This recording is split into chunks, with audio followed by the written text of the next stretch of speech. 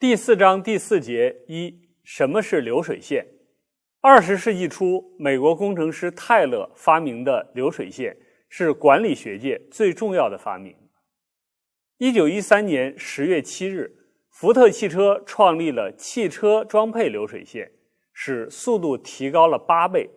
第一次实现了每10秒钟诞生一部汽车的神话。到了今天，流水线技术已经被成功地应用在计算机系统的设计中，现代处理器都采用流水方式实现。这是 IBM 的 Stretch 计算机，它是世界上最早的流水线计算机之一。流水线是一种将多条指令的执行过程相互重叠的实现技巧，它使 CPU 可以通过并行执行多条指令来提高吞吐率。下面我们以洗衣店为例来说明什么是流水线。洗衣店里有4个设备，因此洗衣服也需要4个步骤。假设每个步骤都需要30分钟的时间，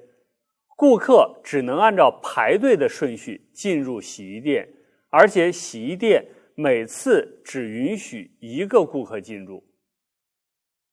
那么，如果让你来管理洗衣店，你会怎么来安排呢？采用流水技术是一种很自然的选择。我们先来看看，如果洗衣店每次只允许1个顾客进入的情况，这时只能顺序地完成每位顾客的洗衣任务。我们可以用时空图来描述每个顾客在不同时间正在进行的任务。这里的时是时间，空是空间，空间反映了每位顾客所处的位置。每个洗衣任务需要2个小时，这样完成4个任务一共需要8个小时，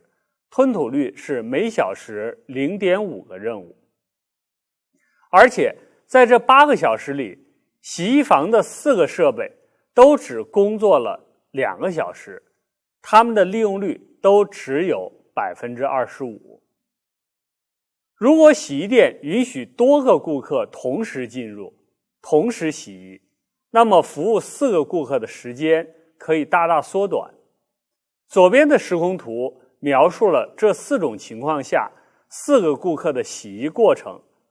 在同一时间，几个顾客可以使用不同的设备同时洗衣。虽然每个顾客还是需要2个小时的洗衣时间，每个设备的工作总时间也是2个小时，但是最多的时候可以有4个顾客同时使用不同的设备，因此总的洗衣时间缩短为 3.5 个小时。与原来相比，获得了 2.3 倍的加速比。相应的，吞吐率和设备利用率也大大提高了。吞吐率提高到 1.14 个任务每小时，而设备利用率提高到了 57%。这就是流水线的奇妙之处。它在执行单个任务的时候，所需的执行时间没有缩短，而在执行多个任务的时候，由于所有的工作是并行处理的，那在单位时间内完成的工作量大大的增加了，也就是我们所说的吞吐率大大的提高了。换句话说，流水线在不改变单个任务执行时间的前提下，有效地提高了吞吐率。而且从前面洗衣房这个例子，我们也可以看出，流水线适合大量重复的时序过程。洗衣服的过程就是这样的一个时序过程，而时空图是描述流水线最好的方法。流水线技术是比较难以理解的，因为在每一个时钟周期内，会同时有多条指令在同一个数据通路上执行。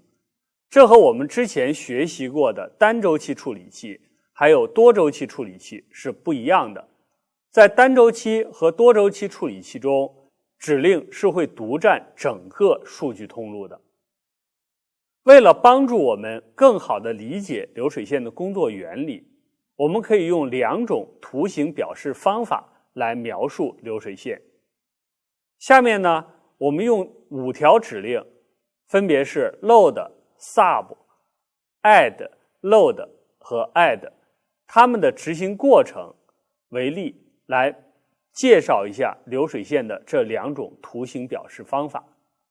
这是流水线的多周期表示方法，也就是我们前面所看到的流水线时空图。在这个图里面，它描述了流水线的整体情况，可以看到每个周期每条指令处在流水线的哪个流水段。从时空图中可以清楚地看出流水线执行一段指令所花的时间。在这里我们会主要关注2个时间，第一个是通过时间，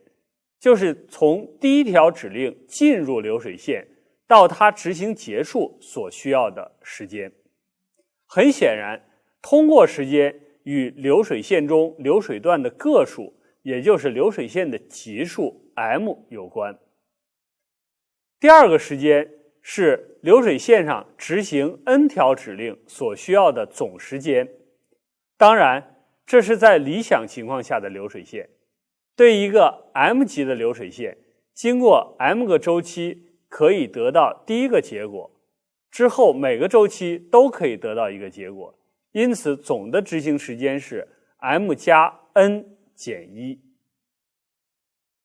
第2种描述方法是单周期流水线图，它描述了某一个时钟周期时整个流水线数据通路的情况。比如这幅图，它就描述了在第5个时钟周期时数据通路的情况。在数据通路中同时执行了刚才我们所看到的5条指令，它们分别处在不同的流水段中。那么这2种方法都可以比较好的来描述流水线的状态。下面呢，我们就来看一看流水线的性能到底怎么样，是不是像洗衣店那样能大幅度的提高洗衣的效率。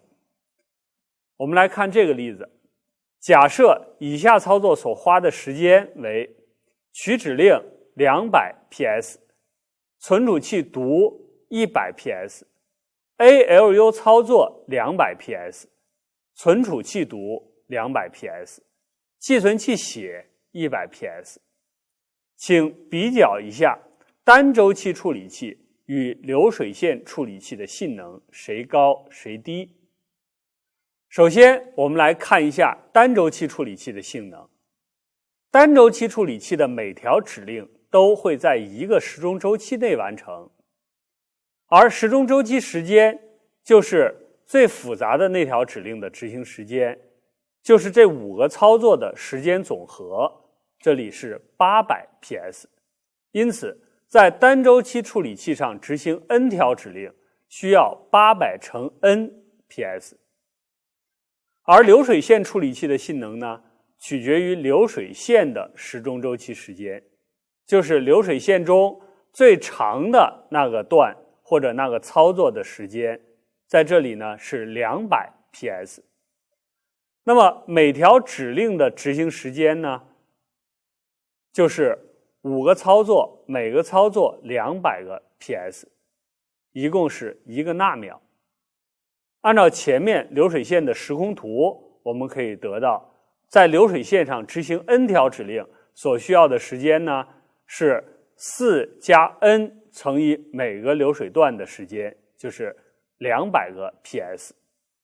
那么这个呢，就是流水线处理器执行 n 条指令所需要的总时间。那么在得到这2个时间之后，我们就可以计算出当 n 趋于无穷大的时候，流水线处理器相对于单周期处理器的加速比，就是用单周期处理器的时间800乘以 n 除以流水线处理器的执行时间，就是400加 n 乘以200。那么当 n 趋于无穷大的时候呢，这个值是接近于4的。那么由此我们可以得到一个结论：流水线虽然没有缩短单条指令的执行时间，在我们这个例子里面，它还增加了单条指令的执行时间，但是呢，它却大大的提高了指令执行时的吞吐率，也就是减少了指令执行的平均周期数，就是 CPI。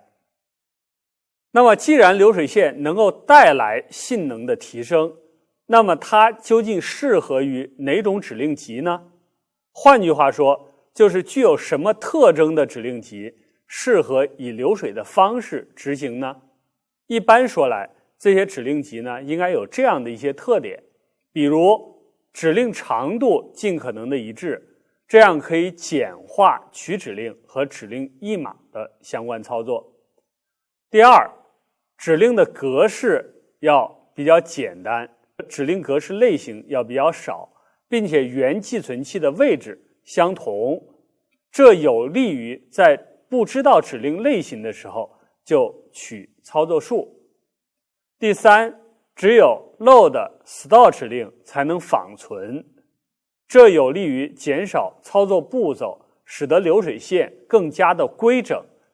第四，数据和指令在内存中要对齐存放，这有利于减少仿存次数和使流水线保持规整。总而言之，流水线适合于那些规整、简单、一致性比较好的指令集。比如说 MIPS， 它是一个典型的 RISC 指令集，它的一些特点就使得它非常适合以流水的方式执行。